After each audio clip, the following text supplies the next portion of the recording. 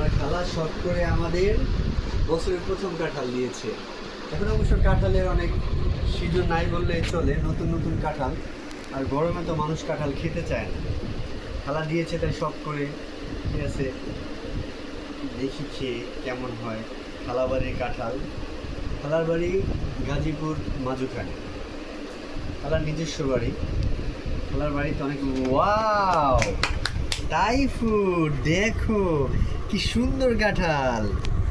Wow, মাশাল্লাহ মাশাল্লাহ, নাও খাও। কেমন হয়েছে দেখি, আমি একটা খেয়ে দেখি। বিসমিল্লাহ।